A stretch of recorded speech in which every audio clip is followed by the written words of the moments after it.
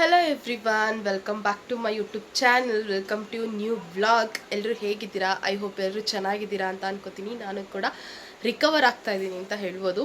ಏಕೆಂದರೆ back to back ಹುಷಾರು ತಪ್ತಾ ಇದ್ದೀನಿ. ಸ್ವಲ್ಪ 3 ಡೇಸಿಂದ ಫೀವರ್ ಇದ್ದಿದ್ದ ಕಾರಣ ಅದು ವ್ಲಾಗ್ ಮಾಡೋಕ್ಕಾಗ್ತಾಯಿಲ್ಲ. ಆ್ಯಕ್ಚುಲಿ ನಿನ್ನೆನೂ ಕೂಡ ವ್ಲಾಗ್ ಮಾಡ್ಬೋದಾಗಿತ್ತು. ಶಾಪಿಂಗ್ ಎಲ್ಲ ಹೋಗಿದ್ವಿ ಹಬ್ಬದ ಹಿಂದಿನ ದಿನ. ಸೊ ಇದು ಹಬ್ಬದ ದಿನದ ವ್ಲಾಗ್ ಇದು. ಫಸ್ಟ್ ಎಲ್ರಿಗೂ ಯುಗಾದಿ ಹಬ್ಬದ ಹಾರ್ದಿಕ ಶುಭಾಶಯಗಳು. ಆ್ಯಂಡ್ ಇವತ್ತು ನಮಗೆ ಹಿಂದೂ ಧರ್ಮದ ಪ್ರಕಾರ ನಮಗೆ ಇದು ಹೊಸ ವರ್ಷ. ಸೊ ಹಾಗಾಗಿ ಹೊಸ ವರ್ಷ ಹಾಗೂ ಯುಗಾದಿ ಹಬ್ಬದ ಹಾರ್ದಿಕ ಶುಭಾಶಯಗಳು ಅಂತ ತಿಳಿಸ್ತೀನಿ. ಆ್ಯಂಡ್ ನಿನ್ನೆ ಹಬ್ಬದ ಹಿಂದಿನ ದಿನವೇ ನಾನು ಶಾಪಿಂಗ್ ಹೋಗಿದ್ದು ನಿನ್ನೆ. ಸೊ ವ್ಲಾಗ್ ಮಾಡೋಣ, ಶಾಪಿಂಗ್ ಬಟ್ಟೆ ಎಲ್ಲ ತೊಗೊಂಡಿದ್ದೇನೆ ಅಂತ ಅಂದ್ಕೊಂಡ್ವಿ. ಮನೆಯಿಂದ ಹೊರಟಿದ ತಕ್ಷಣ ಮಳೆ ಸ್ಟಾರ್ಟ್ ಆಯಿತು ಬೆಂಗಳೂರಲ್ಲಿ. ಸೊ ಯಾವುದೇ ರೀತಿ ವೀಡಿಯೋಸ್ ಮಾಡ್ಕೊಳಕ್ಕಾಗಲಿಲ್ಲ. ಬೇಗ ಹೋಗಿ ಶಾಪಿಂಗ್ ಮಾಡ್ಕೊಂಡು ಬಂದ್ಬಿಡೋಣ ಅನ್ನೋ ಕಾರಣಕ್ಕೆ ವಿಡಿಯೋ ಅದು ಮಾಡ್ಕೊಳ್ಳೋದಕ್ಕೆ ಬೆಳಗ್ಗೆಯಿಂದ ವ್ಲಾಗ್ನ ಸ್ಟಾರ್ಟ್ ಮಾಡಿದ್ದೀನಿ. ಆ್ಯಂಡ್ ಐ ಹೋಪ್ ಈ ಹಬ್ಬ ಎಲ್ಲರಿಗೂ ಹೊಸತನ ತರುತ್ತೆ ಅಂತ ಅಂದ್ಕೊಂಡಿದ್ದೀನಿ. ಎಲ್ಲರ ಬದುಕಲ್ಲೂ ಹೊಸ ಬೆಳಕು ಮೂಡಲಿ. ಸೊ ನನಗೂ ಹೊಸ ಬೆಳಕು ಈ ವರ್ಷದಿಂದ ಇಲ್ಲಿವರೆಗೂ ಏನಾಯಿತು ಎಲ್ಲ ಕಳೆದೋಗ್ಲಿ, ಕಷ್ಟಗಳೆಲ್ಲ ಇನ್ಮೇಲಾದರೂ ಹೊಸತನ, ಹೊಸ ಸುಖಗಳು ಬರಲಿ ಅಂತ ನಾನು ಕೇಳ್ಕೊಳ್ತೀನಿ. ಎಲ್ಲರ ಬದುಕಲ್ಲೂ ಬರಲಿ. ಆ್ಯಂಡ್ ಸ್ವಲ್ಪ ರಿಕವರ್ ಆಗ್ತಾಯಿದ್ದೀನಿ. ಹುಷಾರಿರಲಿಲ್ಲ, ಜ್ವರ ಎಲ್ಲ ಫುಲ್ ಫೀವರ್ 3 ಡೇಸಿಂದ. ಸೊ ಇವಾಗ ನಿನ್ನೆಯಿಂದ ಬೆಟರ್ ಆಗಿದ್ದೀನಿ, ಸ್ವಲ್ಪ ಎಲ್ಲ ಓಡಾಡ್ತಾ ಇದ್ದೀನಿ. ಬಟ್ ಸುಸ್ತು ಹಾಗೆ ಇದೆ.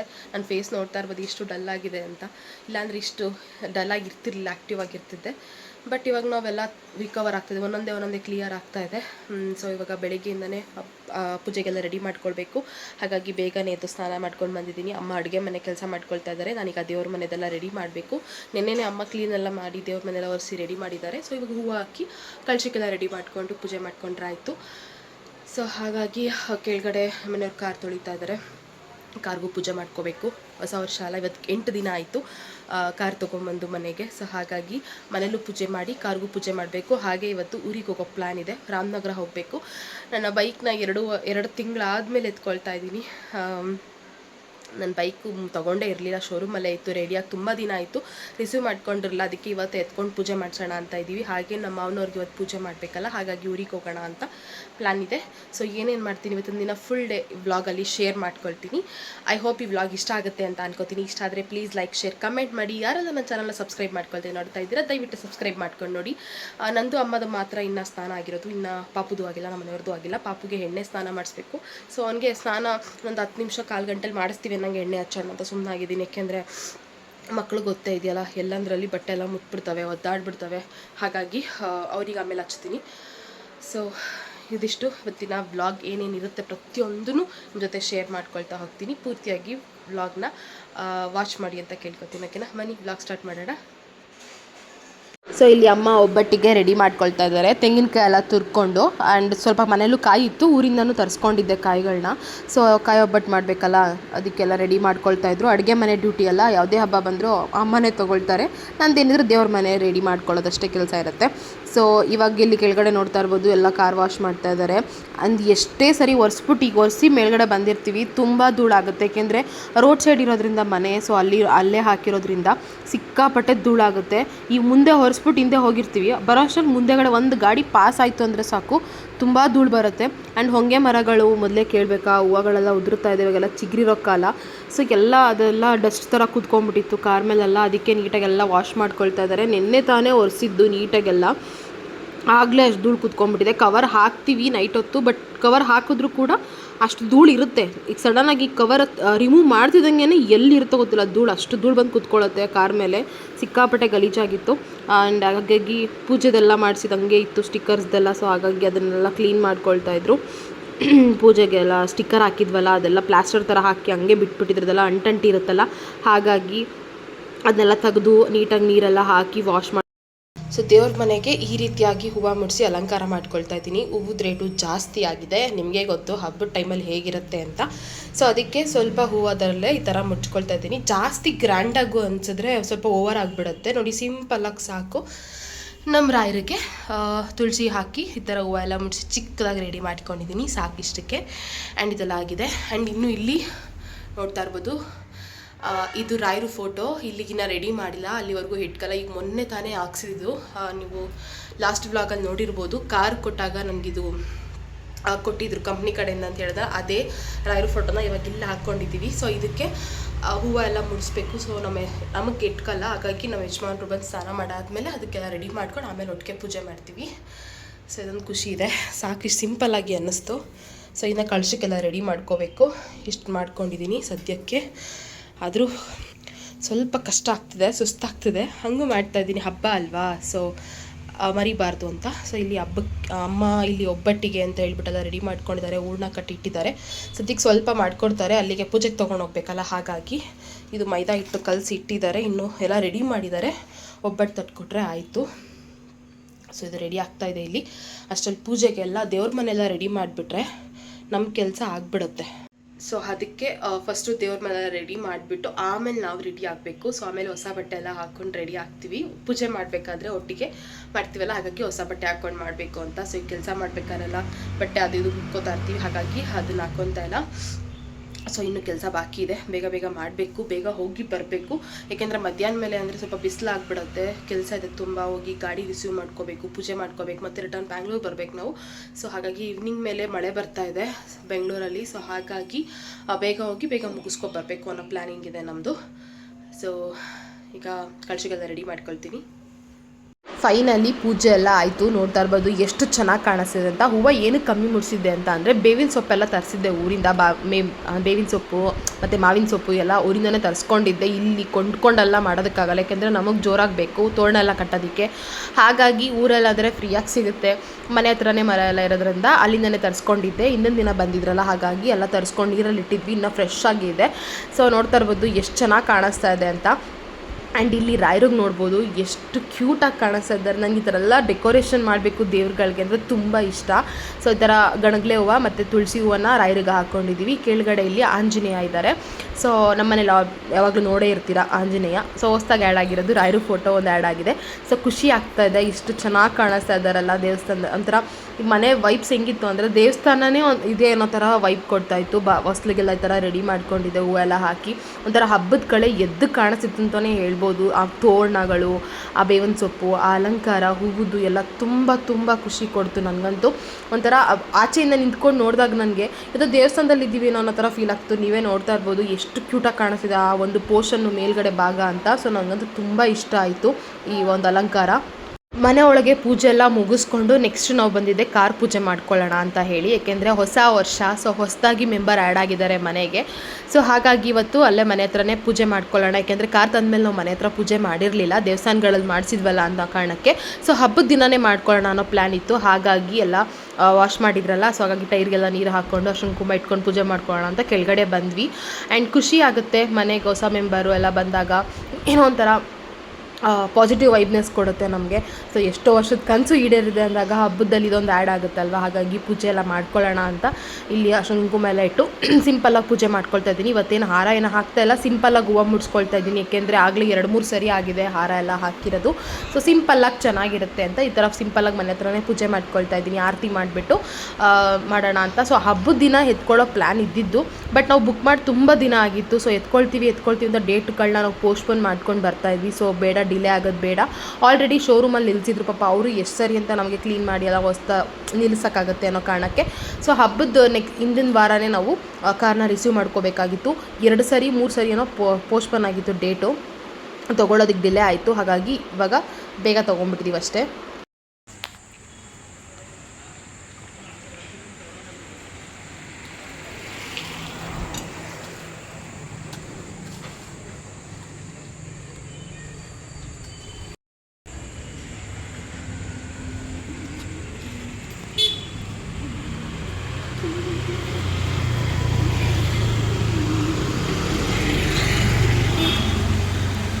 ಈ ಕಡೆ ಬಾ, ಈ ಕಡೆ.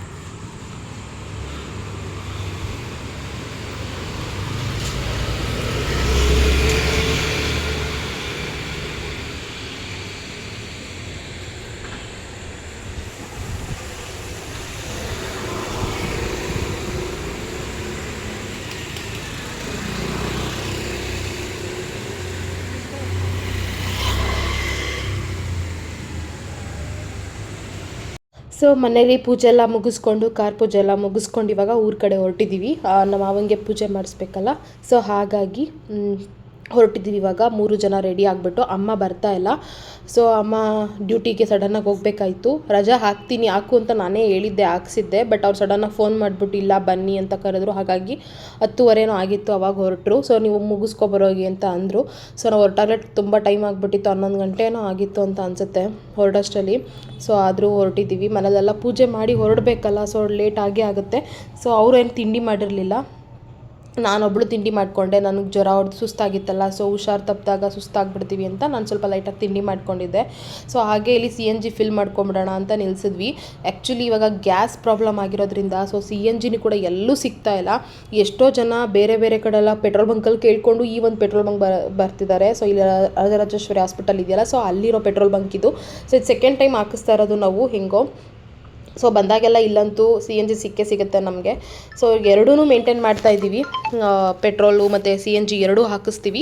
ಸೊ ಎರಡರಲ್ಲಿ ಏನಪ್ಪ ಅಂದರೆ ಒಂದು 10 ಕಿಲೋಮೀಟರ್ಸ್ ಡಿಫ್ರೆನ್ಸ್ ಇರುತ್ತೆ. ಸೊ ಹಾಗಾಗಿ ಟೈಮ್ ಸಿಕ್ಕಿದಾಗ ಅಂದರೆ ಅದು ಸಿಕ್ಕಿದಾಗ ಹಾಕಿಸ್ಕೊಂಡ್ಬಿಡ್ಬೇಕು ಅನ್ನೋದು, ಖಾಲಿ ಆದಾಗ. ಏಕೆಂದರೆ ನೆಕ್ಸ್ಟ್ ಟೈಮಲ್ಲಿ ಸಿಗುತ್ತೋ ಸಿಗಲ್ವೋ.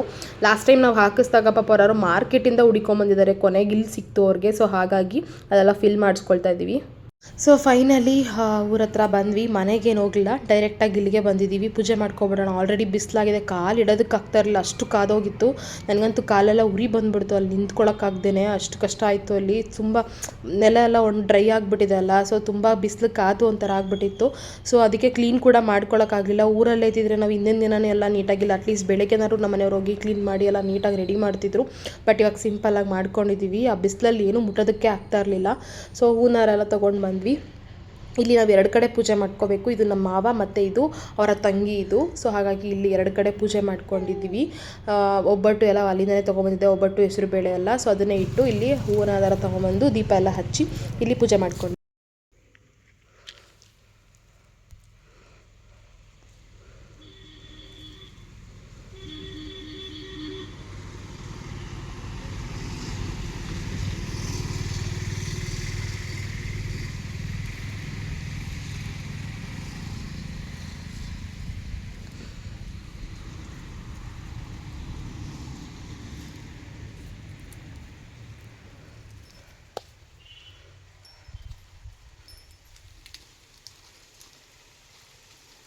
ಹಂಗೆ ಹಿಡ್ಕೊಂಬಂಗೆ ಹಿಂದೆ ಬಾ, ಹಿಂದಕ್ಕೆ ಬಾ.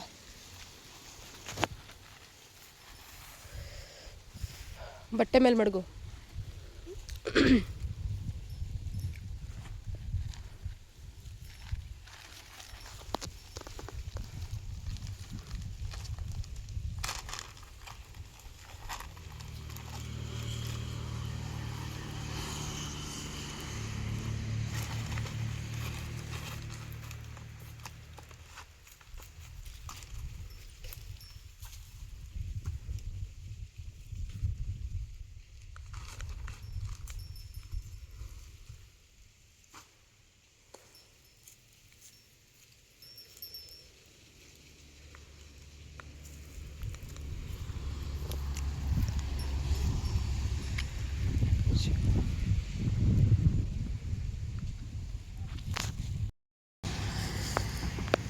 ಹೋಗಿ ಮಗನೇ, ಅಲ್ಲಿ ನೀನು ಮಾಡೋದು ಬಿಡು ಪರವಾಗಿಲ್ಲ, ಮಾಡಲಿ.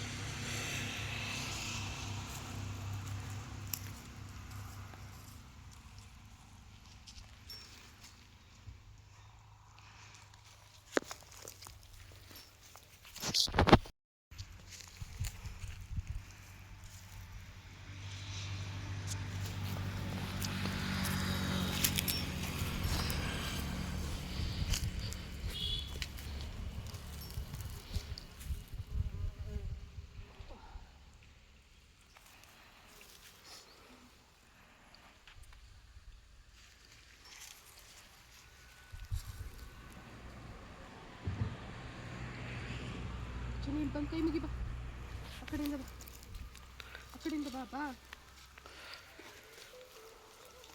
ದೂರ ನಿಂತ್ಕೊ ಬಾ, ಇಲ್ಲೇ ನಿಂತ್ಕೊಂಡು ಕೈ ಮುಗಿ. ಬಿಡು ಪರವಾಗಿಲ್ಲ ಮಾಡಲಿ, ಏನಾಗಲ್ಲ ಬಿಡು ಮಾಡಲಿ.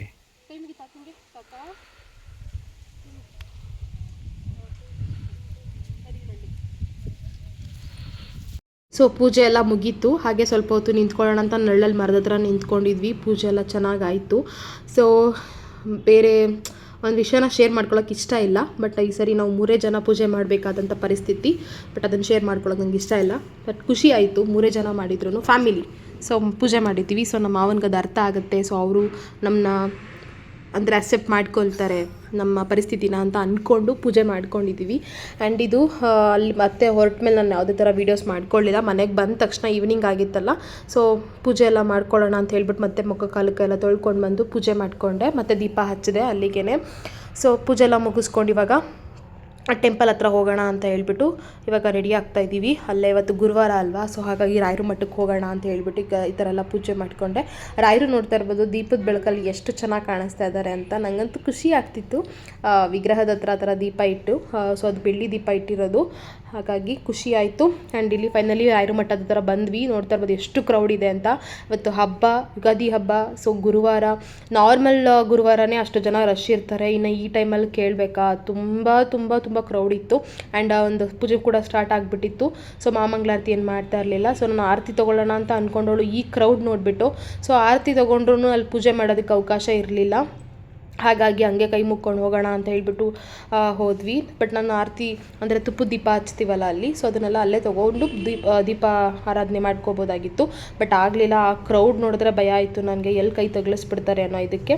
ಸೊ ನಾನು ಯಾವುದೇ ರೀತಿ ತೊಗೊಂಡಿರಲಿಲ್ಲ. ಸೊ ಇದು ಇವತ್ತಿನ ಕಂಪ್ಲೀಟ್ ಯುಗಾದಿ ಹಬ್ಬದ ವ್ಲಾಗ್ ಆಗಿರುತ್ತೆ. ಐ ಹೋಪ್ ಈ ವ್ಲಾಗ್ ಎಲ್ರಿಗೂ ಇಷ್ಟ ಆಗುತ್ತೆ ಅಂತ ಅನ್ಕೋತೀನಿ. ಇಷ್ಟ ಆದರೆ ಪ್ಲೀಸ್ ಲೈಕ್, ಶೇರ್, ಕಮೆಂಟ್ ಮಾಡಿ ಅಂತ ಹೇಳ್ತಾ ಈ ವ್ಲಾಗ್ನ ಇಲ್ಲಿಗೆ ಎಂಡ್ ಮಾಡೋದಕ್ಕೆ ಹೊರಟಿದ್ದೀನಿ. ನಾವು ಊಟ ಮಾಡೋದೆಲ್ಲ ಏನು ವೀಡಿಯೋಸ್ ಮಾಡ್ಕೊಂಡಿಲ್ಲ. ಸೊ ಏನು ಇವತ್ತೊಂದು ದಿನ ಏನು ಮಾಡಿದೆ ಅನ್ನೋದನ್ನು ಒಂದು ವ್ಲಾಗಲ್ಲಿ ತೋರಿಸೋಣ ಅಂತ ಹೇಳ್ಬಿಟ್ಟು ಈ ಥರ ಮಾಡಿರೋದು. ಸೊ ಬೇಗ ಬೇಗ ಸಬ್ಸ್ಕ್ರೈಬ್ ಮಾಡ್ಕೊಂಡು ನೋಡಿ, ಹೀಗೆ ಸಪೋರ್ಟ್ ಮಾಡ್ತಾ ಇರಿ. ನನಗೂ ಹೊಸ ಹೊಸ ವೀಡಿಯೋಸ್ ಅಪ್ಲೋಡ್ ಮಾಡೋದಕ್ಕೆ ಖುಷಿ ಆಗುತ್ತಲ್ವ. ಸೊ ಹಾಗಾಗಿ ಪ್ರತಿ ವೀಡಿಯೋದಲ್ಲೂ ಹೇಳ್ತಾ ಇರ್ತೀನಿ. ಹಾಗಾಗಿ ಹೀಗೆ ಸಪೋರ್ಟ್ ಮಾಡಿ ಅಂತ ಕೇಳ್ಕೊಳ್ತೀನಿ. ಆ್ಯಂಡ್ ಬೈಕ್ ಇವತ್ತು ಎತ್ಕೊಳ್ಳೋದಕ್ಕಾಗಿಲ್ಲ. ರೀಸನ್ ಸ್ವಲ್ಪ ಏನೋ ಇಶ್ಯೂಸ್ ಆಯಿತು ಶೋರೂಮಲ್ಲಿ. ಸೊ ಹಾಗಾಗಿ ಬೈಕ್ ಒಂದು ರಿಸೀವ್ ಆಗಿಲ್ಲ. ಮೇ ಬಿ ನೆಕ್ಸ್ಟ್ ಟೈಮ್ ಎತ್ಕೋಬೋದು ಅನಿಸುತ್ತೆ. ಸೊ ಅದೊಂದು ವೀಡಿಯೋ ಕೂಡ ಹಾಕ್ತೀನಿ ನಾನು ಬೈಕ್ ತೊಗೊಂಡಾಗ. ಏಕೆಂದರೆ ನಾನೇ 2 months ಆದಮೇಲೆ ಗಾಡಿ ನೋಡ್ತಾ ಇರೋದು. ಸೊ ಹಾಗಾಗಿ ಇಲ್ಲಿಗೆ ವ್ಲಾಗ್ನ ಎಂಡ್ ಮಾಡ್ತಾಯಿದ್ದೀನಿ. Thanks for watching.